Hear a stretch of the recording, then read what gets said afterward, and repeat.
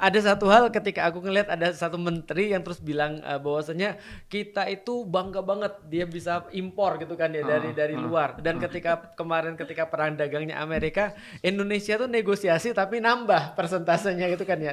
Tarifnya malah nambah dan seolah-olah bangga banget. Dan sampai ada perkataan gini, jangan-jangan Amerika tuh bantu kita. Aku bilang gini, kalau andaikan ada menteri yang bilang begitu atau bahkan kepala negara misalnya bilang bahwasanya buka keran impor sebesar-besarnya dan segala macam, aku cuma komentar di situ rip ekonomi. Karena yang aku pelajari di ekonomi kapitalis pun, yang aku pelajari adalah bahwa semakin besar impor satu negara, semakin kecil pertumbuhan ekonomi. Dan semakin tergantung dia dengan orang lain. Jangka pendek hancur, jangka panjang remuk gitu kan ya. Artinya itu kalau soalan impor dan ekspor ya. Sesederhana aja.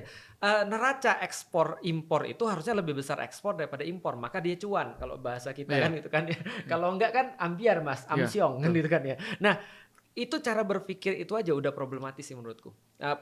Problematisnya apa? Ketika kita berbicara tentang kepentingan ekonomi lokal itu sudah pasti problematis. Nah artinya kalau semuanya dibebaskan seperti sebebas-bebasnya, pertanyaan sederhana, negara untuk apa? Kan gitu kan ya. Jadi nggak usah ada negara pun itu udah terjadi sih sebenarnya gitu maksudnya. Nah artinya menurutku sih yang harus dipikirin kalau sebagai kepala negara adalah dia harus mikirin UMKM, memikirin pelaku-pelaku usaha. Mungkin ya kalau yang sudah besar-besar nggak terlalu dipikirin, tapi UMKM ini kan penting banget untuk dipikirin karena kalau yang besar terjadi sesuatu mungkin mereka bisa bertahan, tapi UMKM ini berapa banyak ya COVID tutup gitu kan, cuma gara-gara sederhananya nggak mampu untuk bayar misalnya kayak tempat untuk jualan atau supplier dan segala macam. Nah jadi sebenarnya di dalam Islam pandangannya sederhana sih, tugas daripada penguasa itu adalah memastikan bahwasanya semua orang bisa melakukan aktivitas-aktivitasnya seperti normal. Nah kalau misalnya impor ini datang dan kita tahu bahwasanya nggak semua orang yang impor tuh juga niatnya baik. Iya. Banyak kekuatan-kekuatan ekonomi besar yang menjadikan barang itu sebagai sebenarnya senjata untuk ngendalin orang.